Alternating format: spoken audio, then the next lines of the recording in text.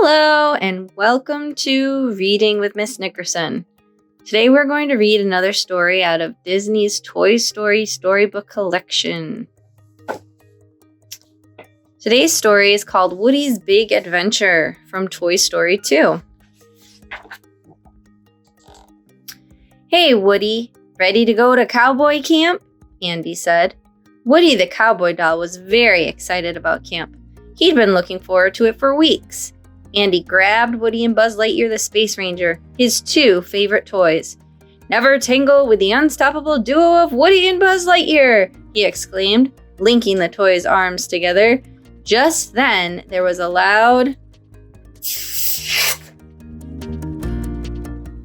Woody's shoulder had a tear in it. Andy's mom suggested fixing Woody on the way to camp, but Andy shook his head sadly. No, just leave him. I'm sorry, honey, said his mom, but you know, toys don't last forever. She put Woody up on a high shelf. Woody looked out the window as Andy left him without him. He felt even worse when he discovered Wheezy, a toy penguin who'd been put on the same shelf months ago after his squeaker broke. Woody wondered if that was his future too. The next morning, the toys spotted something terrifying. Andy's mom had put up a sign for a yard sale. She looked around Andy's room for items to sell. The toys all watched in horror as she picked up Wheezy. Woody waited until Andy's mom left the room. Then he whistled for Andy's dog Buster. Together, they snuck outside and rescued Wheezy. But as they headed back to safety, Woody tumbled to the ground. With his injured arm, he couldn't hold on to Buster's collar. One of the sale shoppers saw Woody and picked him up. Then he smiled with excitement. Oh, I found him, he said. The man grabbed some other items to buy, hiding Woody in between them. But Andy's mother saw the cowboy. She told the man that Woody wasn't for sale. Oh, I'm sorry, she said. It's an old family toy. She took Woody and locked him up in the cash box. As soon as she turned around, the man pried open the box and stole Woody. From their upstairs window, the other toys watched in shock. Buzz quickly jumped out the window and slid down the drain pipe to rescue his friend. But he was too late. Buzz watched the man's car drive away. The license plate read LZTYBRN.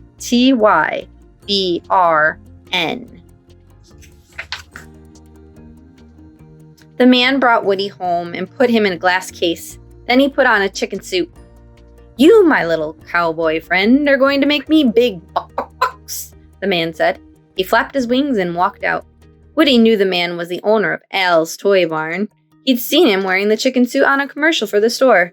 Woody pushed open the door to the glass case and ran to the door, but he couldn't get out of the apartment. Suddenly, a toy horse galloped over, and a cowgirl hugged him tightly. Yee-haw! It's really you! She shouted. She danced Woody around and pulled his string. Then she put her ear to his chest and listened to his voice box say, There's a snake in my boot. Ha! It is you! The cowgirl exclaimed. Her name was Jessie. She introduced Woody to the horse Bullseye and a toy still in its box, the Prospector. We've waited countless years for this day, the Prospector said. It's good to see you, Woody. Hey, how do you know my name? Woody asked. Why, you don't know who you are, do you? Said the Prospector. Bullseye turned on the lights to reveal a room filled with things that had Woody's picture on them. Then Jessie showed Woody an old television show called Woody's Roundup. Woody was the star. Meanwhile, back in Andy's room, Buzz and the other toys had figured out who had taken Woody. Buzz came up with a plan to rescue his friend. Woody once risked his life to save me, Buzz told the others. I couldn't call myself his friend if I weren't willing to do the same. He and some of the toys set off to the store. We'll be back before Andy gets home, Buzz told the toys staying behind. To Als Toy Barn and beyond! At Al's apartment, Woody was watching episodes of Woody's Roundup. When the show was over, Woody, Jessie, and Bullseye hopped on a spinning record and ran around in circles. Woo-hee! Jessie cried. We're a complete set! Now it's on to the museum, declared the Prospector. Woody paused. What museum? He asked. The Prospector told him that as a complete set, they were valuable toys. Al planned to sell them to a museum in Japan for a lot of money. I can't go to Japan, Woody said. I gotta get back home to my owner, Andy. Jessie gasped. He still has an owner, she cried. She shook her head. Oh, I can't do storage again.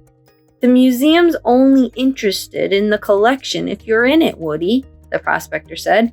Without you, we go back into storage. Meanwhile, Buzz and his team were almost to Al's Toy Barn. They had one last street to cross, and it was a busy one. Buzz noticed a pile of orange traffic cones. He instructed everyone to grab one and put it on. Then, slowly, they started to cross the street. Buzz called out directions as they went. Go, he said. Then, drop. I said drop. A car skidded to a halt. Beep, beep.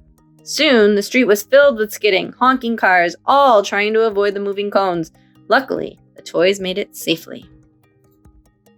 Inside the store, the toys looked at the many aisles of shiny new toys. Whoa, said Slinky. How are we going to find Woody? Look for Al, Buzz instructed. We find Al, we find Woody. Buzz walked down an aisle full of a brand new Buzz Lightyear toys. He gasped when he saw their fancy new utility belts. I could use one of those, he said. As Buzz reached out to touch a belt, the new Buzz Lightyear stopped him. Buzz tried to walk away, but the new Buzz tackled him and put him in a box. Then the new Buzz ran off to join Andy's toys. Back at Al's apartment, Jessie was upset that Woody wouldn't go to the museum. I'm still Andy's toy, he told her. If you knew him, you'd understand. Let me guess, Jessie said sadly. Andy's a real special kid, and you're his best friend. And when Andy plays with you, it's like you feel like you're alive. Woody stared at Jessie and wondered, how did you know that? Because Emily was just the same, Jessie replied. She was my whole world. You never forget kids like Emily or Andy, but they forget you. Woody felt terrible. Jessie, he started. Just go, she said.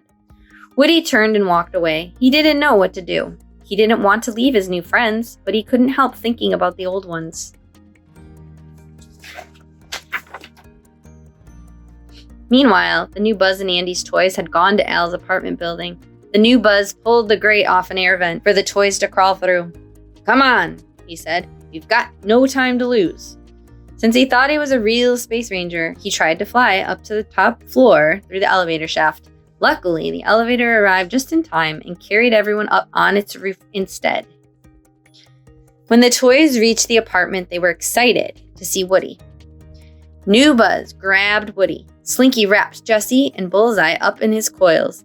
Ham jumped on the prospector's box. Hold it right there, a voice said suddenly. It was the real Buzz. The real Buzz tried to get Woody to leave with them, but Woody didn't want to go. I can't abandon these guys, Woody explained. They need me to get into the museum.